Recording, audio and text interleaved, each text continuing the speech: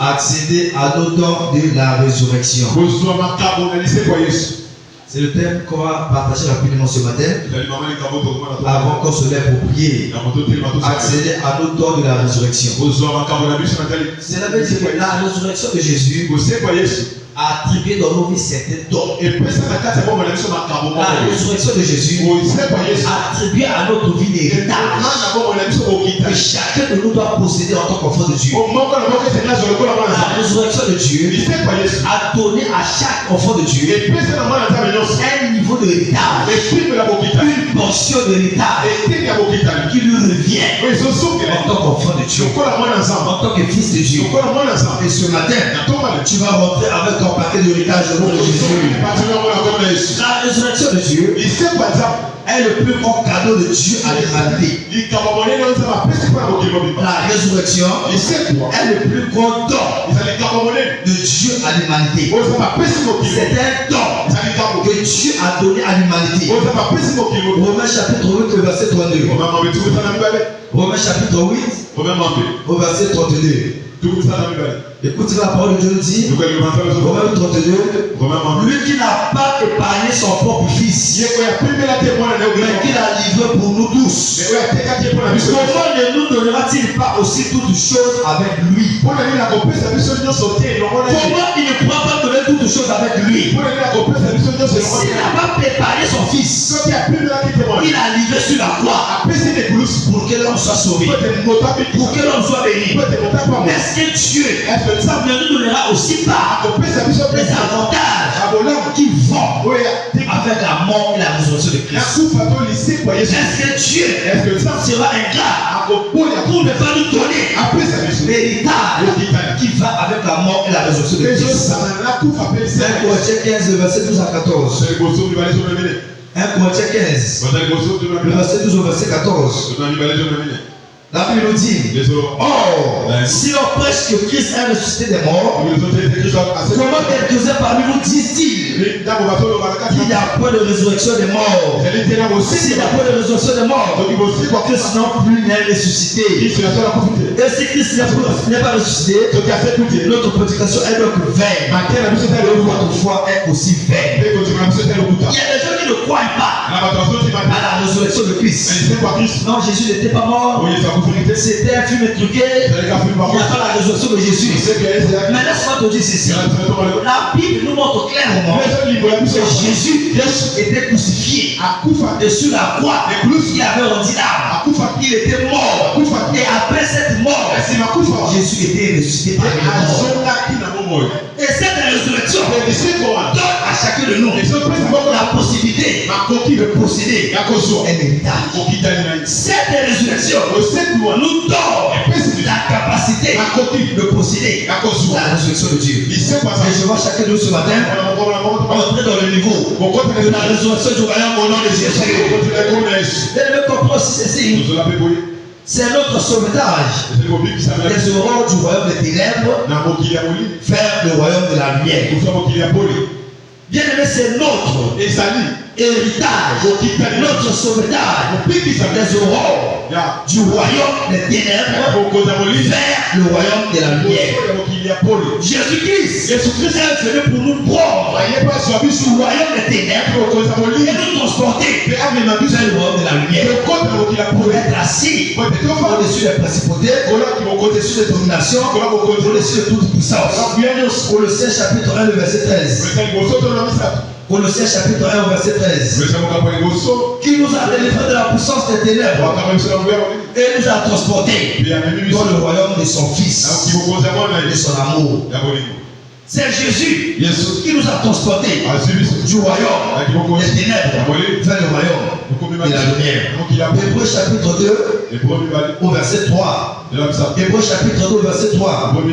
La Bible nous dit, comment échapperons-nous en négligeant un si grand salut qui annonce d'abord par le Seigneur, nous a confirmé par Dieu qui l'ont entendu. Il nous a confirmé par ceux qui l'ont entendu. Bien, le Christ est mort pour nous donner un héritage. Et chacun de nous, nous sommes conscients que en tant qu'enfant, si ton père possède un certain nombre de biens, c'est naturel que ton père te donne ce qui te revient de toi. Avant la mort de ton père te laissera un testament. Ça sera sa dernière volonté pour te dire, après ma mort, voici ce qui te revient de toi. Tu n'as pas besoin de prier pour ça. Tu n'as pas été appelé pour ça. Après ma mort, il y a des choses qui te reviennent de toi que tu vas posséder. Moi, je ne serai plus là. Et pendant que je me disais, je suis emmené une relation terrible sur ce passage.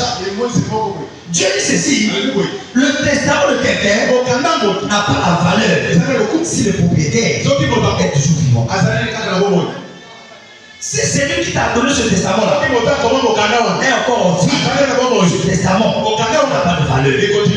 Pourquoi Jésus devait mourir pour que le testament devait nous laisser pour avoir la valeur. Il devait mourir. Sans la mort de Jésus, l'héritage n'a pas la valeur. Sans la mort de Jésus, c'est pourquoi c'est la résurrection qui donne la valeur à l'œuvre de la croix. C'est la résurrection. Sans la résurrection, tout ce qui s'est passé sur la croix n'a pas de valeur. N'a pas de valeur. Jésus devait mourir pour que par cette mort et cette résurrection, tu puisses avoir accès au testament qui t'a laissé. Moi, ma bien-aimée, nous sommes dans les derniers jours. Dans les derniers jours, je répondais mon esprit sur toute chair, vos fils, pour les visions, vos filles, prophétiseront. Nous sommes dans les derniers jours. Ça veut dire que l'héritage que Dieu t'a laissé, il est un don que tu possèdes. C'est héritage de l'homme. Je vois quelqu'un sur la terre. En possession de son héritage au nom de Jésus. Jésus, s'il ne mourait pas, s'il n'était pas ressuscité, cette traversée, ce travail, cette œuvre de la croix n'allait pas avoir de valeur. Alléluia. Et tu vas comprendre ceci. La puissance de la résurrection de Dieu est domiciliée dans sa parole. La puissance de la résurrection de Dieu est domiciliée dans sa parole. C'est en entrant dans la parole que tu vas découvrir l'héritage que Dieu nous a laissé. Et ce qui est étonnant, quand tu vois la parole de Dieu, on parle de l'ancien et le Nouveau Testament. Ça veut dire que la parole de Dieu, c'est un testament. Qui a pas dit amen. La parole de Dieu, c'est un testament. Le testament que Jésus a laissé. Si tu vas dans l'ancienne alliance, voici la provision qui est préservée pour toi. Tu vas dans la nouvelle alliance, regarde la provision qui est mise à ta disposition. La Bible, c'est un testament. Et dans ce testament, tu as tous les biens que Jésus a laissé à toi. Il y a des gens ici, tu ne sais pas que là où Jésus avait écrit la Bible, derrière ses paroles, il y avait ton nom dessus. Ce nom-là te donne la possibilité de posséder ce qui t'a préparé. C'est un testament qui est scellé. Et la bonne nouvelle est que tout ce qui est écrit dans ce testament, aucun sorcier ne peut changer cela. Ce qui est écrit est écrit. Et puis les jours viendront, les cieux passeront, la terre passera. Mais mon testament que j'ai écrit sur toi ne passera jamais. Tout ce que tu vois passera, mais ma parole ne passera jamais.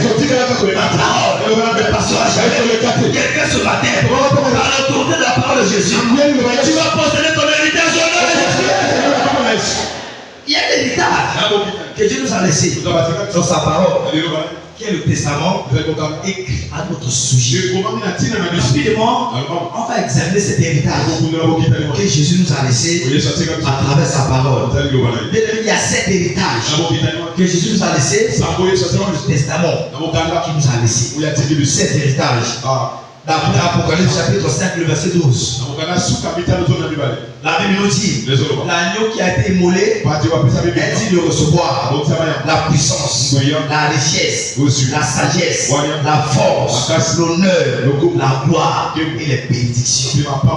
L'agneau qui a été immolé est dit de recevoir la puissance, la sagesse, l'honneur, la force, la gloire et les bénédictions.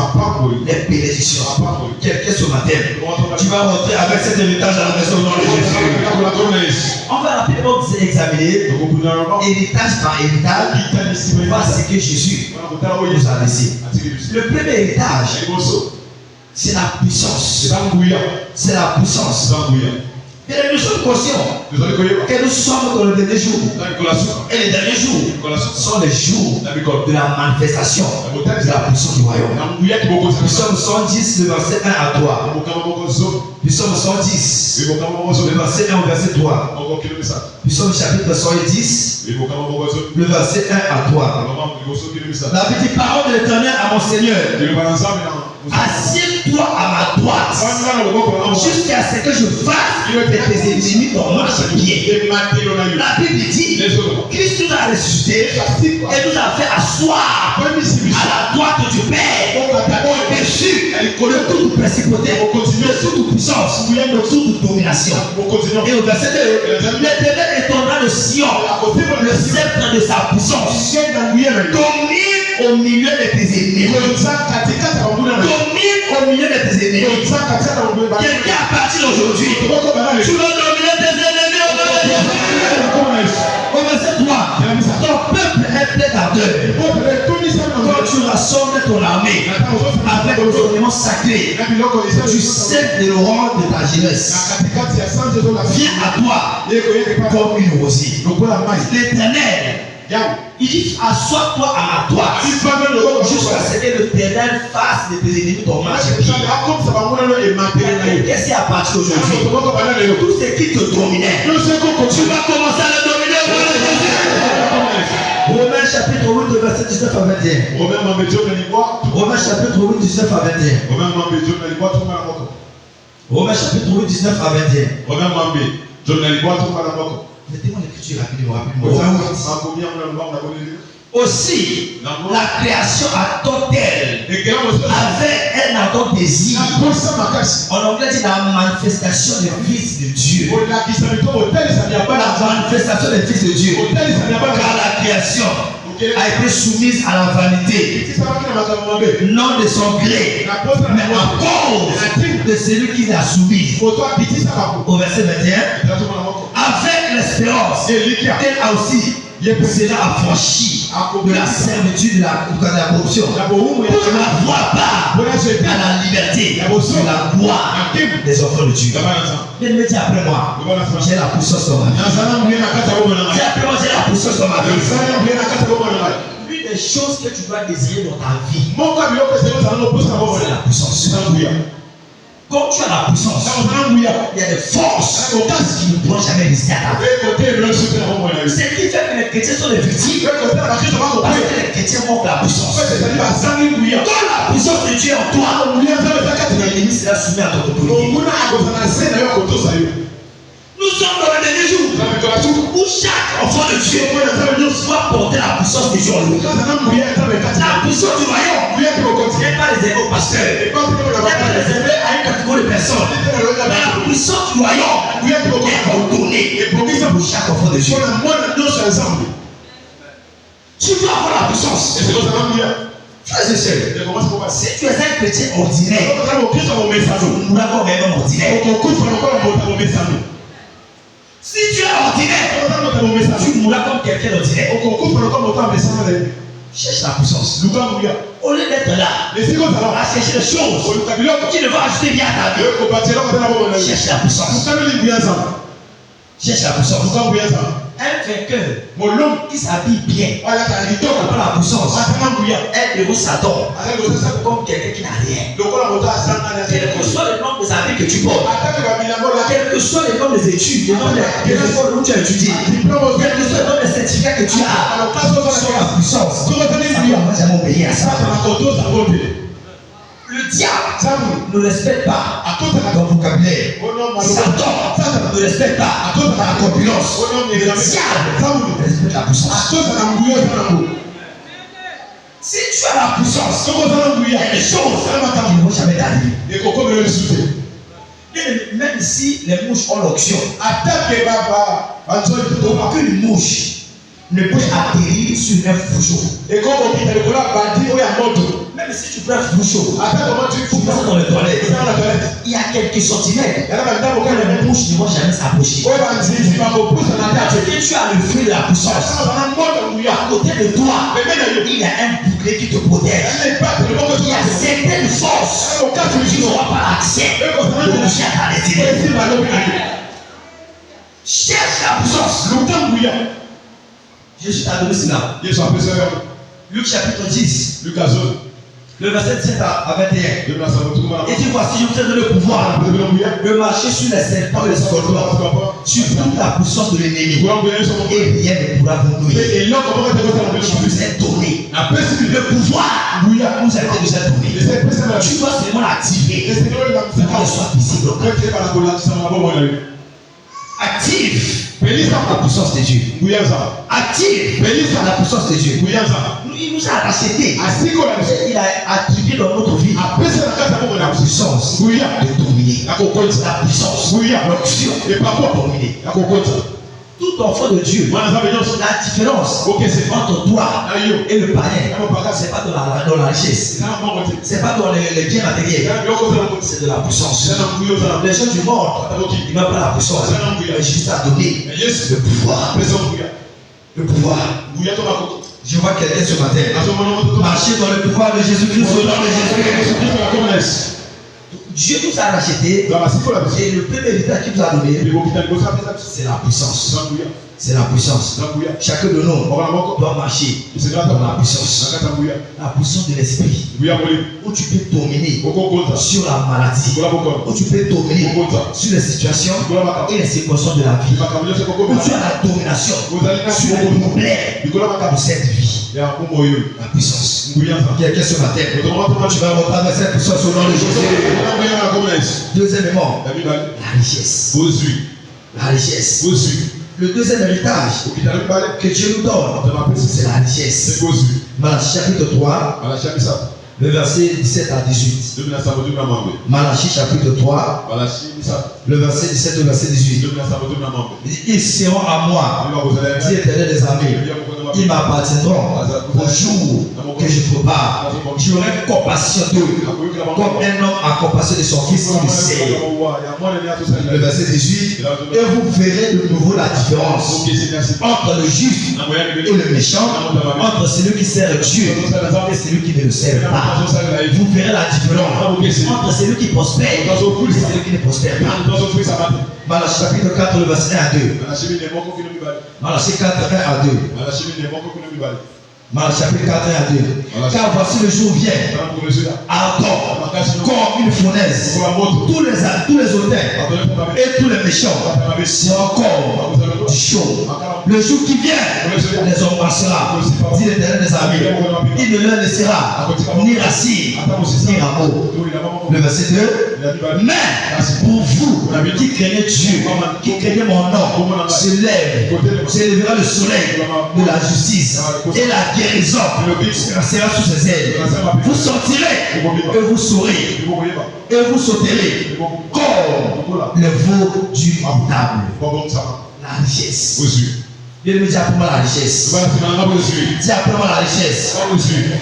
Nous sommes dans le dernier jour où Dieu déverse sur son église une dimension de la richesse, pas comme les autres jours du passé. Et nous sommes dans le jour où chacun doit vivre la richesse de Dieu. Frères et sœurs, avoir beaucoup d'argent dans la vie, c'est pas un péché. Au contraire, si tu es pauvre, il y a des choses que tu feras dans ta vie. Premièrement, un homme pauvre, il va voler. Un homme pauvre, il va mentir. Un homme pauvre, il va dire les choses qu'il n'avait pas dit. La pauvreté pousse les hommes à commettre des actes. Quand tu es pauvre, il y a des choses que tu ne pourras jamais avoir dans la vie. Aucune personne ne peut voyager du Congo vers la France par la prière. Tu as besoin de l'argent pour payer un billet. Tu ne peux pas quitter ton pays, aller dans un autre pays par le jeu de la prière. Tu as besoin de la liesse pour voyager. Tu ne peux pas venir à l'église avec ce que tu possèdes à la maison. Mais tu as besoin de la liesse pour venir à l'église. Nous sommes dans les jours où Dieu veut rendre son église riche. Quelqu'un n'a pas dit Amen. Tu as peur d'affronter Satan. Tu as peur de confronter la pauvreté. Laisse-moi te dire ceci. Au cas où tu ne sais pas, quand Jésus t'a créé, il ne t'a pas créé pauvre. La pauvreté, c'est un ennemi que tu as rencontré dans la vie. Un jour viendra, la Bible dit, Dieu mettra tes ennemis sous tes pieds. Et l'un de tes ennemis, c'est la pauvreté. C'est la pauvreté. N'aime jamais ta pauvreté. N'aime jamais être pauvre. Quand tu vois quelque chose qui ne va pas dans tes finances, sois en colère. Sois en colère. Dieu t'a pas payé pour que tu sois un mendiant. Dieu t'a payé pour que tu sois une bénédiction pour l'humanité. Il dit les rois ne mendient pas pour leur action. Nous sommes rachetés comme des rois et des reines. Tu n'es pas appelé à mendier, mais tu es appelé à bénir les autres. Tu es une bénédiction. Ne te vois pas comme un fardeau. Ne te vois pas comme les personnes qui souffrent. Mais vois-toi comme une bénédiction. Pas seulement pour ta famille, mais pour l'humanité. Il y a des gens ici, il y a des multitudes de personnes qui vont manger à travers tes mains au nom de Jésus. J'ai dit à quelqu'un ce matin, les écoles, les industries, les usines seront créées dans cette nation à travers les chrétiens au nom de Jésus. Quand tu vois les païens, les institutions, les usines, mais en colère. Nous sommes les fils d'alliance. Vous verrez la différence entre le juste et le méchant, entre ceux qui servent Dieu et ceux qui ne servent pas. Tu n'es pas pauvre. Écoute-moi, parmi les grosses entreprises qu'on va citer dans ce pays, l'entreprise est apparue au nom de Jésus. Les chrétiens peuvent avoir les plus grosses institutions dans le monde. Aujourd'hui, les plus grandes universités dans le monde ont été créées par les chrétiens. Celui qui a créé avant, c'est chrétien. Les plus grosses universités dans le monde ont été fondées par les chrétiens. Ne limite pas ta vie par la prière. Alléluia. La richesse où tu peux manger, toi, tes enfants, ta famille, ton quartier, le Congo, le Gabon, le Rwanda, le Rwanda, tous les pays. Les nations viendront sous les Alléluia. S'il y a une chose que je n'aime pas dans ma vie, c'est la pauvreté. C'est la pauvreté. C'est un ennemi. Même quand je dors, si je fais un rêve, je vais mentir. Je serai en colère. Alléluia. Tu n'as pas été créé pauvre. Tu as été créé pour vivre dans la richesse. Avoir beaucoup d'argent, ce n'est pas anti-biblique. C'est biblique. Salomon, il fut le roi le plus riche. Un roi, il était riche. Alléluia. Aujourd'hui, les gens ont certaines choses qui disent. On ne comprend même pas la signification. J'entends certaines choses qui disent tout est vanité de vanité. Ne dis pas ça. C'est pas correct. Salomon a dit que tout est vanité de vanité après avoir utilisé l'argent qu'il a. Toi, mais tu n'as rien. Tu t'es vanté de vanité. Qu'est-ce qui est vanté dans ta vie? Tu as quoi? Salomon, il a dit ça après avoir joué de la richesse. Il a d'abord joué de la richesse. Après la richesse, c'est le donner. Il a dit il était vanté de vanité. Mais il avait d'abord l'argent. Cherche d'abord l'argent. On va le penser aux vanités. Cherche d'abord à prospérer. Quand tu vas manger ton argent, tu seras fatigué. C'est à ce moment-là que tu pourrais dire tu es vanté de vanité. Quand tu n'as rien, tu te dis ça. C'est une mentalité qui rend les hommes pauvres. Ils veulent plus se battre. Ils veulent plus se chercher. Parce que tout est vanté de vanité. Non. Aujourd'hui, si tu dors dans une maison qui soigne, la nuit, tu auras le mauvais lèvre.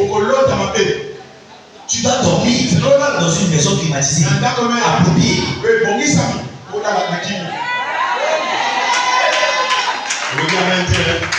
Alléluia. Cherche la richesse. Dieu t'a appelé pour être riche. Pas seulement pour ta famille, pour le monde entier. Tu vois quelqu'un ce matin. Entrer dans cette dimension de la richesse. Nous sommes appelés à vivre dans la richesse. Alléluia. Dit Jésus s'est fait pauvre. Le riche qu'il était. Afin que par sa pauvreté, toi et moi, nous devenons riches. Par sa pauvreté, toi tu sois riche. Et là, tes deux mains où tu es. Je viens ce matin au nom de Jésus-Christ. Et je déclare que la pauvreté soit maudite dans ta vie. N'aime pas la pauvreté. De la même manière que tu détestes ton caca après l'avoir fait, tu détestes la pauvreté. Personne ne peut aimer ces matières fécales après l'avoir fait. Si tu détestes ça, tu détestes la pauvreté. De la même manière, il y a des choses que tu n'aimes pas. Parmi ces choses-là, ajoute la pauvreté. Alléluia. Ajoute la pauvreté. Quelqu'un à partir de ce jour, au nom de Christ ressuscité, reçoit la grâce et l'onction pour les richesses du royaume. Alléluia. Quelqu'un de nom de Jésus. Troisièmement, nous avons la sagesse. La sagesse. Le troisième héritage que Jésus nous donne, c'est la sagesse. La sagesse. Dis après moi la sagesse. Proverbe chapitre 8, verset 15 à 16. Proverbe chapitre 8, verset 15 au verset 16. La Bible nous dit, par moi, la sagesse, le roi règne. Et le prince ordonne ce qui est juste. Le verset 16. Par moi, gouvernent les chefs, les grands, tous les juges de la terre. Alléluia. L'église du temps de la fin est ordonnée comme une église qui règne au moyen de la sagesse. Nous sommes appelés à régner par la sagesse. Alléluia. Un chrétien va avoir en lui la pensée de Christ. Et la pensée de Christ, c'est une pensée de sagesse. Les hommes sont venus vers Jésus. Ils ont dit Jésus, si on trouve une femme en adultère, on doit la lapider. Maintenant, toi tu viens nous dire que tu es le Messie, tu es le Sauveur. Dieu dit tu par rapport à ça. La Bible dit Jésus s'est agenouillé. La pensée écrite par terre, il s'est levé. Il dit qui parmi vous n'a jamais péché? Soit béni. Sagesse. S'il disait il faut la lapider, c'est qu'il n'est pas le Messie. Parce qu'il est venu pas pour détruire, c'était les brebis pour la vie éternelle. S'il disait aussi ne la lapidez pas, il disait donc alors les Moïse, c'était pas vrai. Une question compliquée. Mais Jésus a dit qui parmi vous n'a jamais péché? La sagesse. Dans ta vie, tu as besoin de la sagesse. Là où tu travailles, tu as besoin de la sagesse. Là où tu vis, avec les hommes, tu as besoin de la sagesse. sagesse. Si tu n'es pas sage, tu auras beaucoup de difficultés à vivre dans la vie. C'est l'une des choses qui fait que beaucoup de chrétiens ont des problèmes, même avec les païens. C'est parce que les chrétiens n'utilisent pas l'outil de la sagesse. La sagesse, la Bible dit, l'homme sage voit le mal de loin et se cache. Se cacher n'est pas un signe de faiblesse. C'est la sagesse.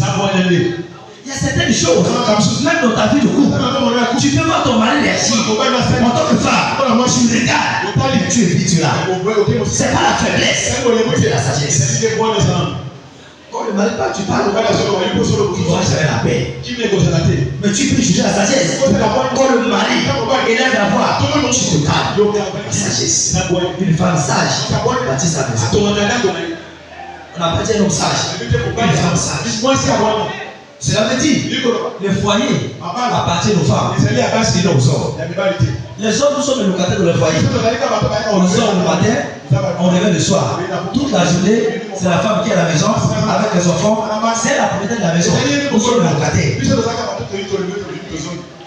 Voilà pourquoi le propriétaire de la maison a besoin de la sagesse pour gérer cette maison. Ce matin, je vois le Seigneur te baptiser avec l'esprit de sagesse au nom de Jésus. Voilà l'héritage que Dieu nous a donné à la résurrection dans les tombes. Alléluia. Que quelqu'un soit béni au nom de Jésus. Je dis que quelqu'un soit béni au nom de Jésus. On va compter avec les autres héritages du deuxième bus. Et le Seigneur bénira chacun au nom de Jésus-Christ. Acclame très fort pour Jésus. Acclame pour le roi de roi. Quelqu'un tu es là ce matin, tu veux donner ta vie à Jésus, tu veux le recevoir comme le Seigneur le sauveur de ta vie. L'héritage est réservé pour les enfants. Tu n'as pas droit